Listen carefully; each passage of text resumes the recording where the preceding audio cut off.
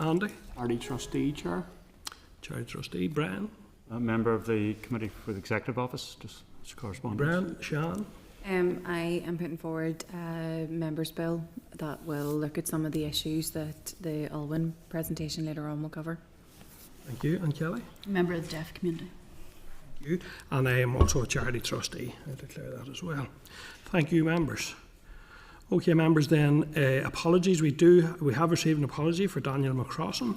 Can I check, Clerk, any other apologies? None, Chair. And members, any other apologies? No, thank you. Okay, members, Chair's business then. So just to flag that I attended the reception for the Belfast Giants here in the Long Gallery on Tuesday to mark their success in winning the Elite Ice Hockey League this season. The event was well attended, and it's always good to celebrate the sporting achievement of local teams. And in that spirit, just want to acknowledge the fact that the Irish Cup this weekend includes one of the Dungannon teams, the Swifts from Dungannon, but also two of their neighbouring clubs are taking part in significant finals over the next 2 weekends as well. So it has brought a great buzz to Dungannon Town, and just to wish everyone well in those games over the next couple of weekends. I also want to make members aware that I have accepted an invitation to speak as chairperson of the committee at Equity Trade Union's annual conference evening event, and that's being held in St Colum's Hall in Derry on 10th of May. So I'm really looking forward to that. And lastly then, I want to note the recent return of Iwa Kupuna ancestral remains to Hawaii by National Museums NI. Following a similar return in March in 2022, National Museums undertook to continue the search for further remains, and it is gratifying to learn that that's now resolved. I think it's a really important issue and one well worth keeping an eye on, so glad to report that. Okay, members, moving on to draft minutes then. Can I refer you to the draft minutes from the meeting on 10th of April, and those are page 6 of your meeting pack. Are members content to agree the minutes of 10th of April as drafted? Agreed. Members agreed, thank you. Moving on to matters arising, members. So there's a summary table of matters arising at page 18. I intend, as usual, to go through these items by number and group and ask you to draw out any items that you wish to draw out or highlight, or seek briefings in relation to any specific items. With the break over Easter, we have had many replies, and I would ask the members therefore be as succinct as possible in discussion of these items, as we do also have 2 briefing sessions today, and I want to try to keep as much time as possible for those items. So can I ask if members, if you have any comments on items 4.2 to 4.7? Go ahead, Kelly. It's just on that 4.2, can we perhaps be in contact with AERC to also ask them if they could include us? I know that the Chair's Liaison Group are going to be getting information back from them, but if we could maybe get it too, because I am a bit concerned about the approach that we'll have to call joint committees in order to, for instance, look at the housing strategy going forward when that reaches out to so many different departments. To be honest, this cross-departmental working and scrutiny has me very concerned, so it would be good to see what AERC comes up with on that. Yeah, thank you, Kelly. Anything else, members, in those items there?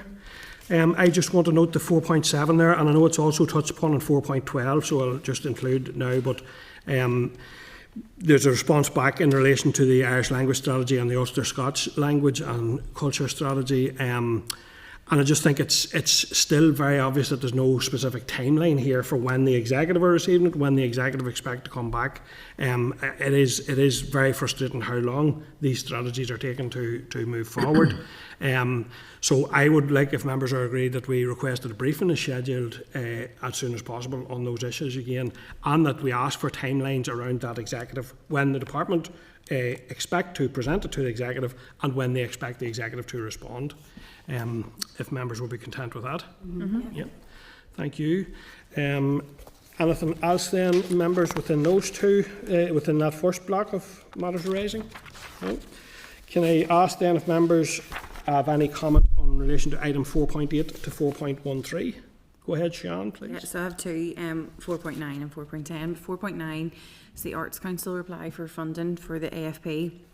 Again, it's just to put on record, I've been speaking to a few arts organisations who got the email to say they've been successful for AFP, but nothing will be put in place until the budget is agreed. And I just think, again, it's such unnecessary stress on organisations who have very little cash flow and is putting them at real danger where they have to use up to 3 months of their reserves in advance of getting that. So again, it's just the case for multi-year budgets, and really to ask when will we get confirmed budgets being sent out to our arm's length bodies and to those who are relying on it. And then my second... Members content with that? Yeah. Yeah, thank you. Go ahead. My second one then is 4.10, the disability benefits. There was an event from JRF on Monday, and again it's just really, I suppose, a wee bit of disappointment. I've been asking questions since this came out to try and ascertain the impact. I think most of us have, to find that a lot of the information isn't being held by DFC.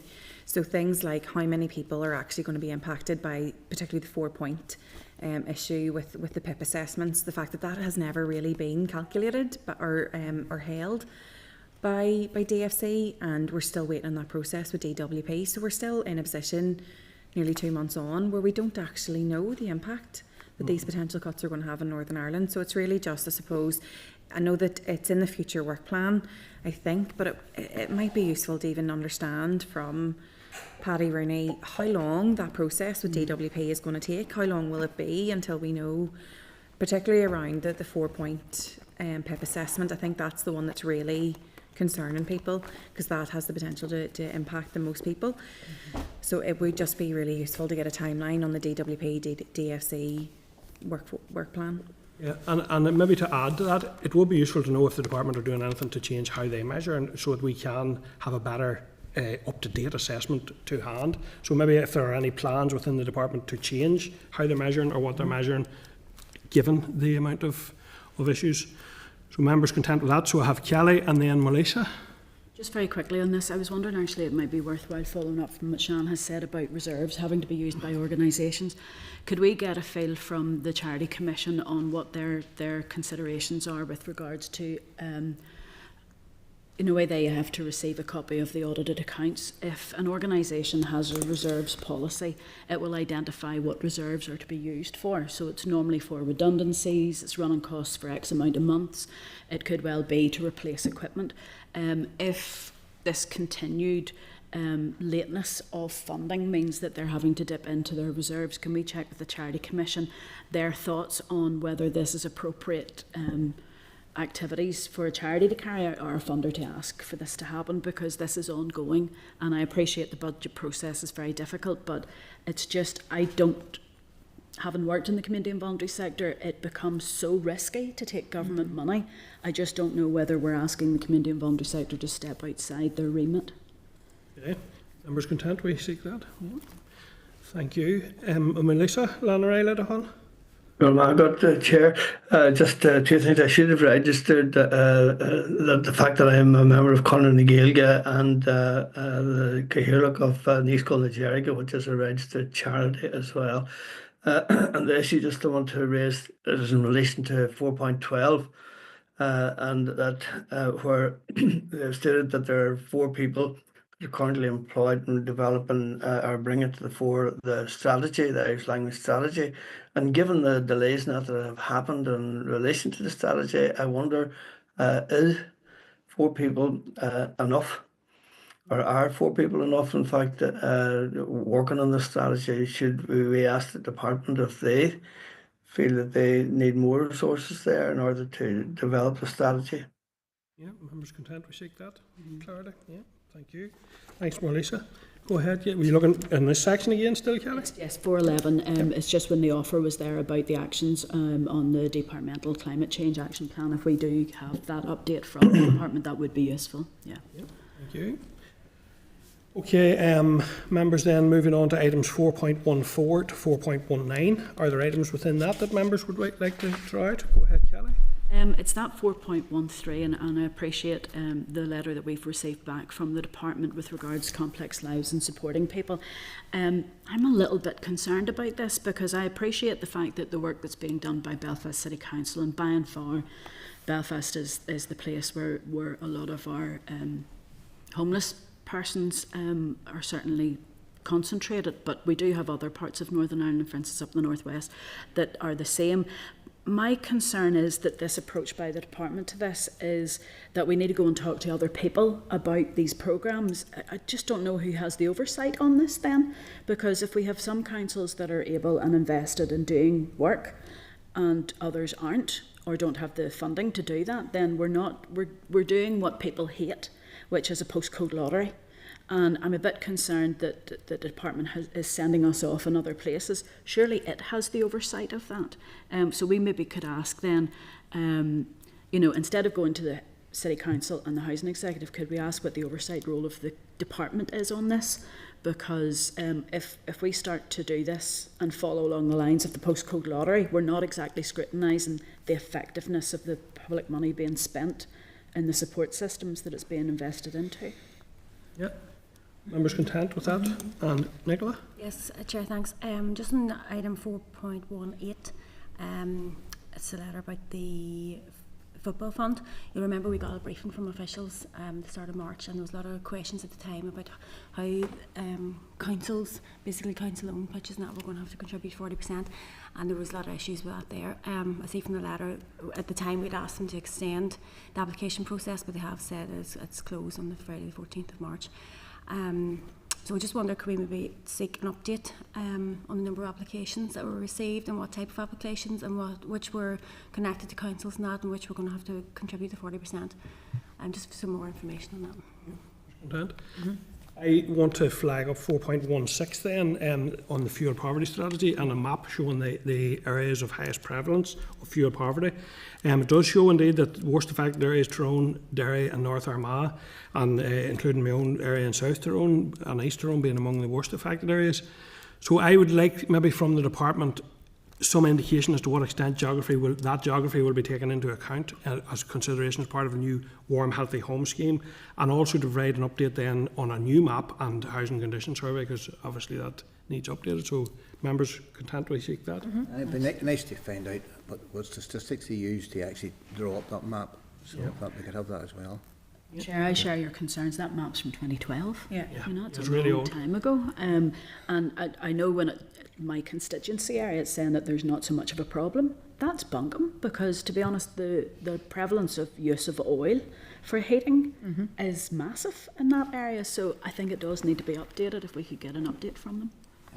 Chair, I would agree, because my constituency is mainly rural, and that's the main source of heat is oil. Yeah. So. Sure, the concern indeed. Okay, so members content. Clerk, you're content with the detail of that? Okay, members, so that's 4.14 to 4.19, and we're moving on then to 4.20 to 4.25. Are there items within that section that members want to flag up? 4.20.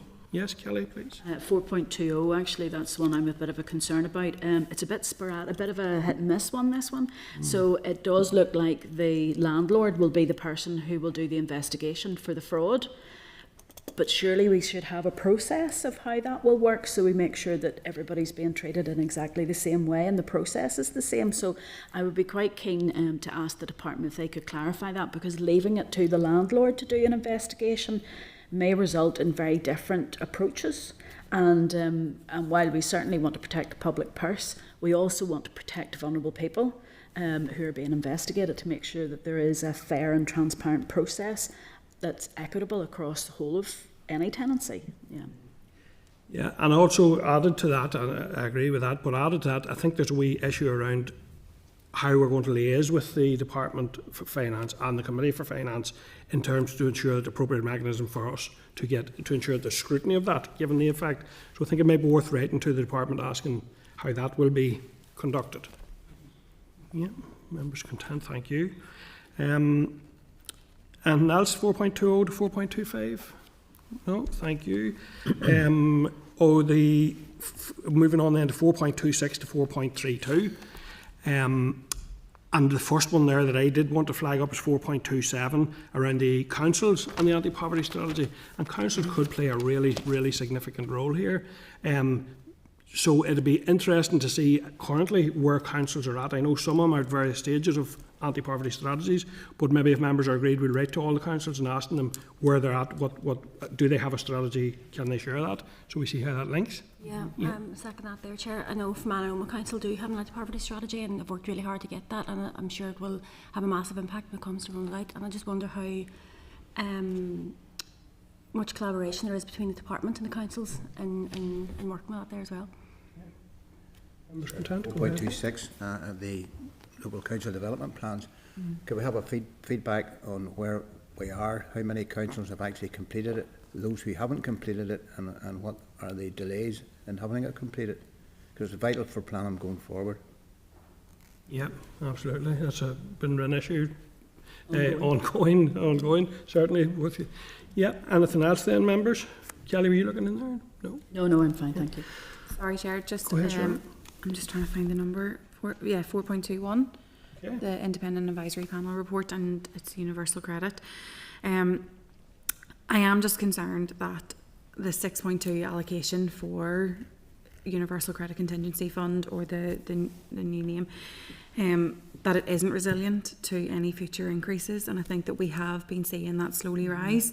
And I am just wondering, I suppose, what safeguards exist to adjust that fund in mid-year if that demand spikes. We are about to see another migration, and I'm just a wee bit concerned that is that just set in stone, so once it's used up that's it, or are there, I suppose, just safeguards in place within the department, and how is that being monitored on an ongoing basis, and how they kind of, I suppose, how they look at those trends as well by the household type, disability status and region and things like that. I think we need to drill down a wee bit on what protections are in place with that, because it is such a lifeline. Yeah, members content? Yeah. Clerk, yeah. If I just add to that, Chair, just as Shan has said, we're about to move into another block of people going under universal credit, and these are some of the most vulnerable. I was actually asking recently, I have a constituent who has a learning disability and is in one of those mixed age couples. So one's a pensioner and one isn't. And say trying to get information in a easy read version to help to explain why one part of the couple doesn't get housing benefit anymore and the other one does because their pension status, that's very difficult, and I think that element of advice is missing. So can we maybe ask the department for clarification of how they're going to take the time to explain to, for instance, ESA people how and what will happen, and if they need to apply for their contingency and all of this, because we're getting into the more difficult groups now, and it just would be very helpful to understand the department's understanding of who those people are and the help that will be provided. Yep. Members content? Yep, thank you. On 4.29 there, the reply to the NUS-USA briefing on student housing and affordability, Department have indicated there's currently no legislation regulating the guarantor system, and it has no plans to introduce any. I find that disappointing. I have to say it was raised here as a significant enough issue. So the department don't seem to have really taken on board any of those points. I'm not suggesting that today, I'm only noting that for today. I want to give that some more thought, but it seems to me like an issue that there could be something done on, and should be. We did hear about the people being forced into going to private companies to seek guarantors. It just seems like a barrier that we could address, but for today I just want to note, I suppose, that really. Okay, members, thank you. So are members then otherwise content with the... Sorry, I'm moving to table papers. We have some items in table papers which are included at page 3 of your table pack, and those contain items 4.34 to 4.35. Do members have any items within those sections they wish to highlight? No. Okay, so members otherwise content then with the actions as set out in the memo. Thank you, members. Moving on to correspondence then, members. The memo is at page 301, and there's a tabled correspondence memo at page 20 of your table pack. As usual, members, I'll go through those items by number and group and ask if you want to draw out, highlight or seek briefings in relation to any specific item there. So can I ask if any members have any comments on items 5.2 to 5.6? Kelly, go ahead. It's me. Sean, sorry, of course, Sean. 5.2, it is around the green paper again. It's just to raise concerns that have been raised with me by organisations and individuals that the consultations that are set out by the UK government do not cover all of the changes in the green paper, and that is a real worry for some people, that they're not actually being given the opportunity to be consulted on some of those key elements. And I wonder, is that something that as a committee we could potentially write to the minister responsible in GB, just to, I suppose, to ask why they're only consulting on part of the recommendations and the proposals and not all of them. What the rationale is for that. Yeah. Members content? Yeah, thank you. Any other items within members 5.2 to 5.6? Any comment or queries? Any comments on items 5.7 to 5.11? And if I just point out to members that the deadline to respond to the invitation to the Open University event at 5.8 there is Friday 2nd of May, so just flag that to members. Do members have any comments on 5.7 to 5.11? Yeah. Sean? Yeah. It's just around the social inclusion policies and the communication we've got from the co-design group of the gender equality strategy, and I suppose just really to highlight around those terms and condition or terms of reference. I think that was really useful for us to receive as a committee, to understand that it's actually in writing in terms of, you know, the DFC will arrange for the group to meet with the cross-departmental working group at appropriate times, or that they'll meet with the minister and the co-design group, which didn't take place. So I think just to highlight that it isn't, I suppose the process that has happened has went against the process that was outlined in the terms of reference. It isn't just that a decision was made by the minister to terminate the work. It is actually going against the terms of reference, and I think that's in really poor faith. Ryan?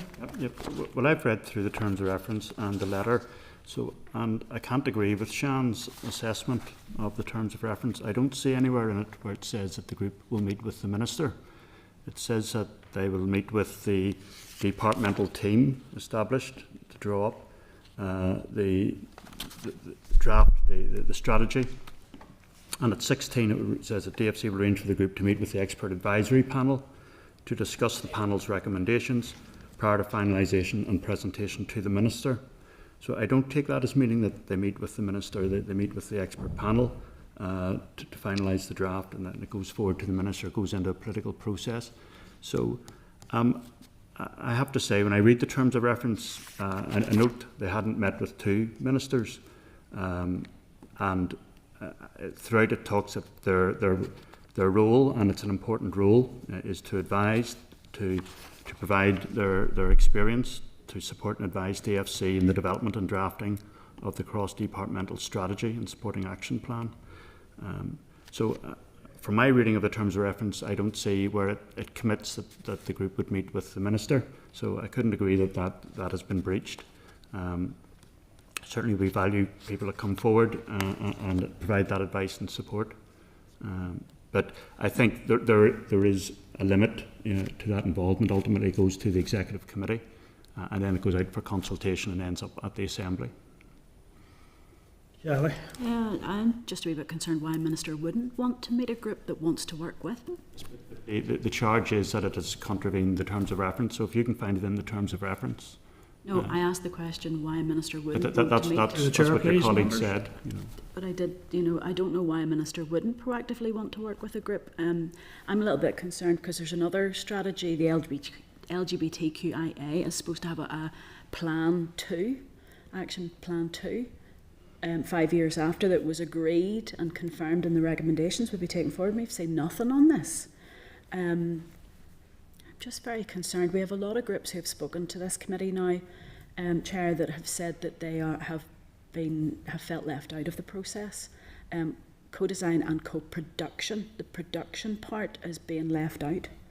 And that's not my understanding of how that works from the paperwork that we've received from the civil service on this. I appreciate the terms of reference. It may not be the right avenue for this group, but why are so many of these social inclusion strategies being held up? can't be the work process. They're done. Yeah, no, I'll come back then, and in terms of the terms of reference, I think then if there are issues over that particular wording, another issue that I had was around the termination.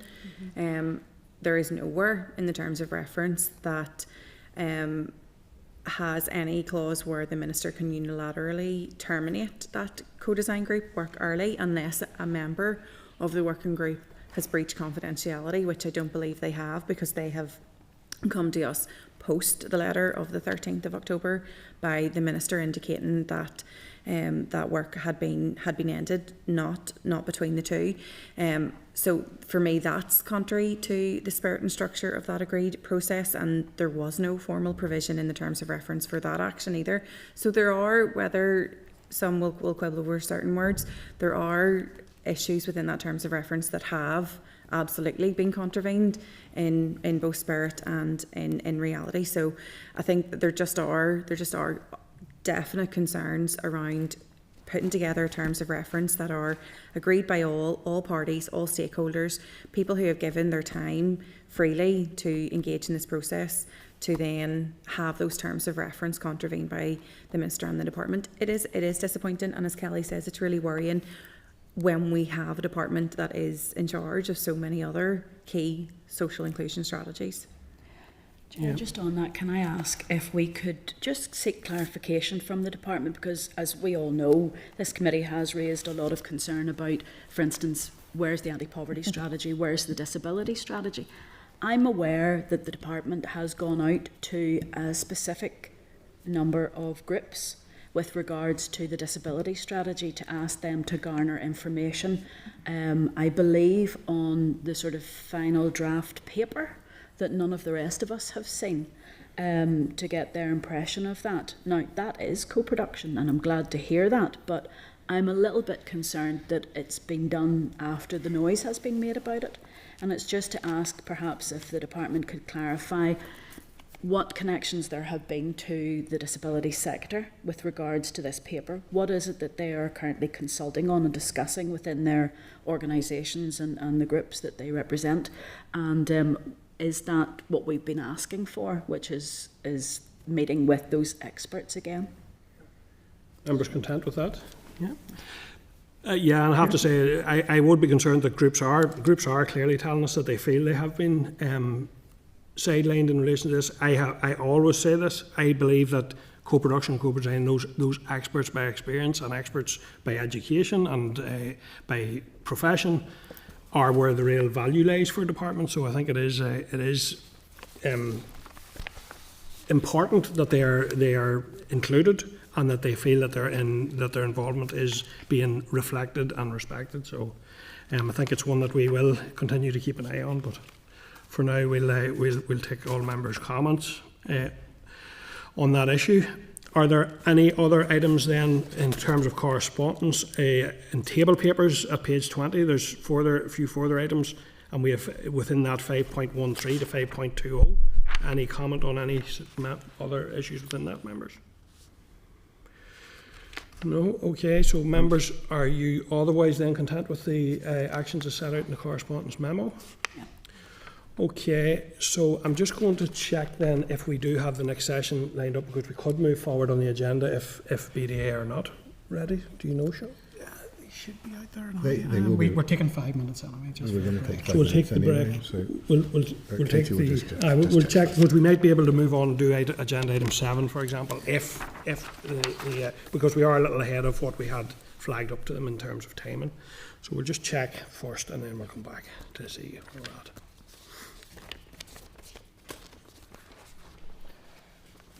Just pop out. Yep, thank you, Clerk.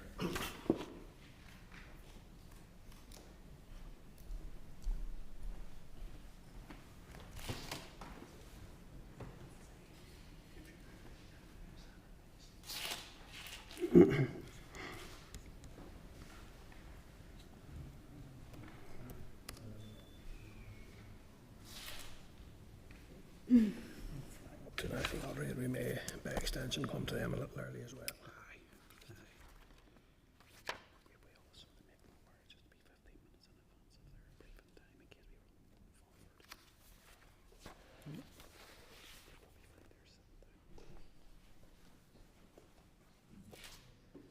the case, we could go easily enough to 7, deal with that.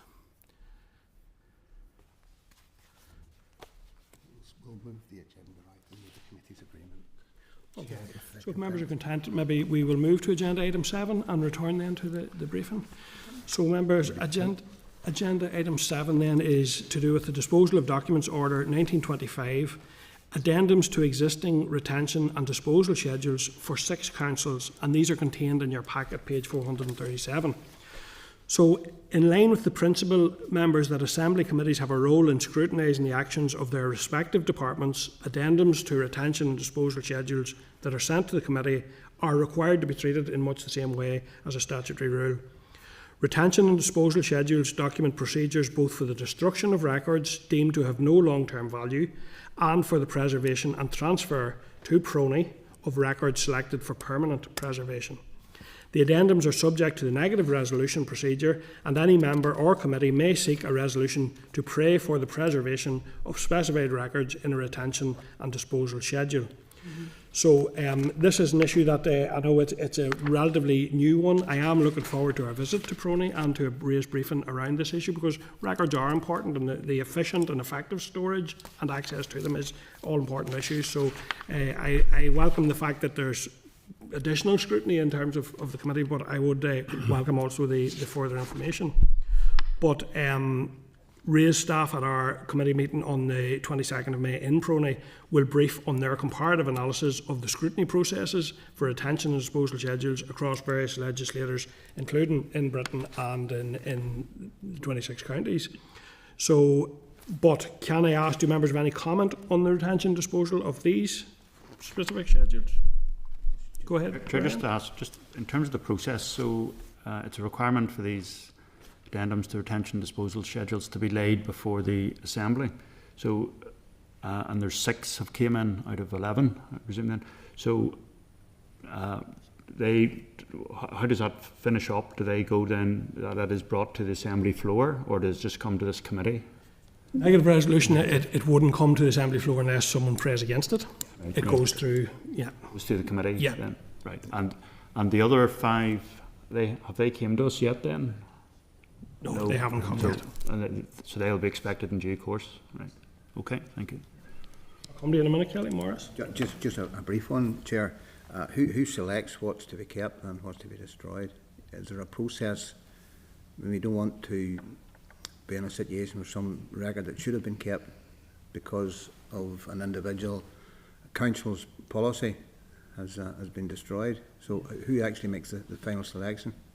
My understanding, Chair, is that the schedules are agreed between the relevant public authorities and PRONI, right. And there's a process with that. The Assembly Commission, for example, would have one, and that undergoes a process along those lines too.